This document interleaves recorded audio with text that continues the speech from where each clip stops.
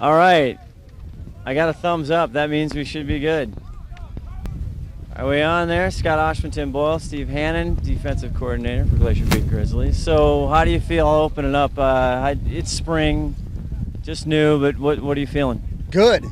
Yeah, no, feeling good. I'm glad we're doing this right after the scrimmage, not right before. Yeah. So I wouldn't really have known as much, but thought we played really hard and really fast. I think we saw what we always see out of Glacier Peak football players, is that they're gonna play every snap as hard and as fast as they possibly can. As long as we do that, we're gonna be okay. Obviously, a couple of big breakdowns in the secondary. Played a little cover two, and some guys were confused, and left guys wide open. That we can clean up and fix. It was more about just the aggression and the speed that we played with. I was really happy with. Are you guys this year? You going to have the same defensive scheme we've seen the last few years, or you mixing it up at all? Not really. Still doing the same thing. It's worked for the last few years. We'll stick with it. We'll have obviously packages for different teams that want to attack us in different ways, but for the most part, you're going to see us do our thing. Yeah. We talked to Mosese Fafita, who unfortunately you no longer have his services next year, but his younger brother looks. It was a force last year, but he looks bigger, stronger, and Mo said he's going to keep on him. Yeah, all of those things are true. He's better. He's better this year. He was really good last year. He will be the anchor point of our defense. Mo was the anchor from the nose guard position right over the center. Malachi will anchor us over the tackle. So, yeah, we're excited about him. And you're encouraged about the second level linebacking crew with Black coming back, and then you're going to pull McCoy in. Talk about the thought process. Why do you want McCoy there on the inside rather than on the outside from last year? Yeah, that's a really hard decision for a coaching staff to make, because you got this kid that's done an outstanding job at outside linebacker, can dominate games from there. We've seen him do that before. And trying to figure out what's best for him sometimes. It's good for the team what's best for him. We feel like with his size, he probably has a better chance of going to play somewhere as an inside linebacker. And so we want to give him every opportunity to do that, and we think he's going to be really good there. So that was the number one reason that we wanted to do that. The other reason is that when you have as an outside linebacker on the one side of the field, teams can run away from him. When you're an inside linebacker, you're pretty much heads around the ball all the time. One thing we noticed when we were watching the scrimmages, there was a kid that was super fast all over the place, and then we figured out later it was Colton Bunt on defense. And how's that feel to have him healthy? Well, we have never really seen him play football. I mean, we knew as a freshman he was going to be kind of special. We thought Sean Elge would be kind of special as a freshman, but his whole year last year, we didn't. He broke his back playing baseball, and so he was out the entire football season.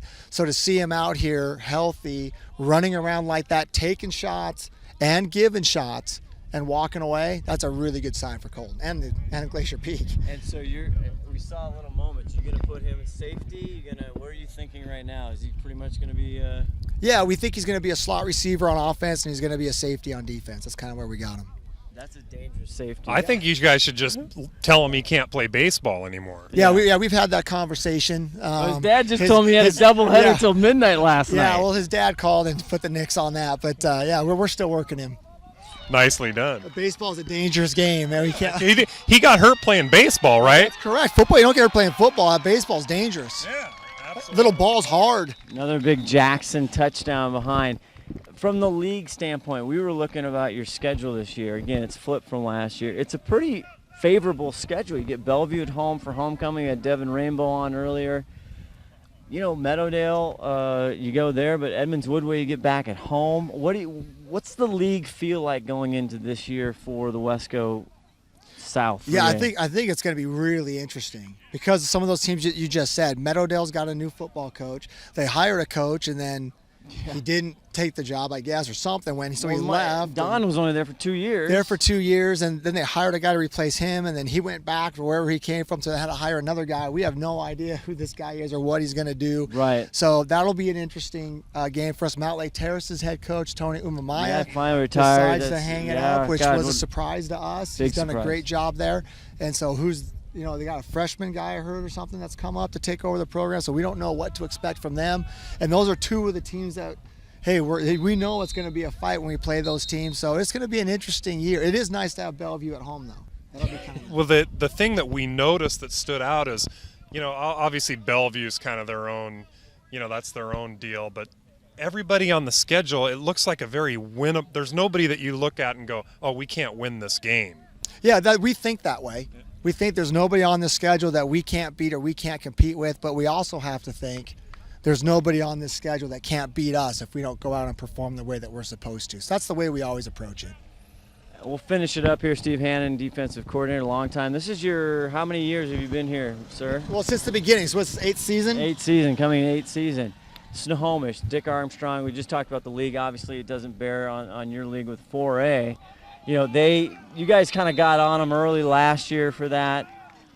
We keep talking. You have McDaniel, their quarterback, coming to senior year this year. They've got Stitch. They've got some problems. So talk a little bit about it. You know, one of our favorite moments was that first Dick Armstrong Cup with the coaches and everything else. It was such a great. But even last year, the place is electric.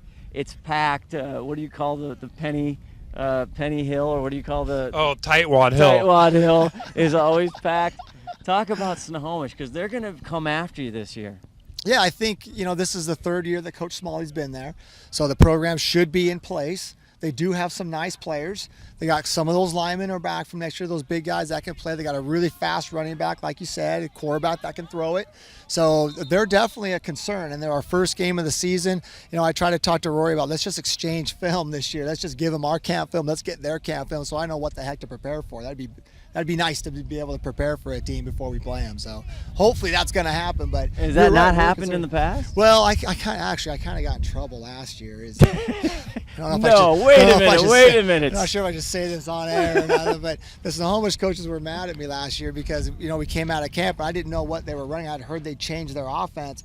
So I knew a couple of the coaches from the teams that they had played at camp, so I just sent a couple of emails out. Hey, if you guys got film, send it to me. I just want to take a look at what they're doing. And the Snohomish coaches kind of took exception to that, I guess, and kind of felt like I was no sense of humor anymore. Let's have a little bit out here for the kids. Let's have a good time. Come on. Maybe your mother and my mother always said, never hurts to ask. Yeah, you know what? So send me some stuff. And I was actually surprised Snohomish hadn't done the same thing. I mean, don't you want film on us too? I mean, there's nothing. I'm not doing anything illegal, but so anyway, I kind of got. So I just talked to Roy. Let's just exchange our camp film this year, so I don't have to track it down and get in trouble.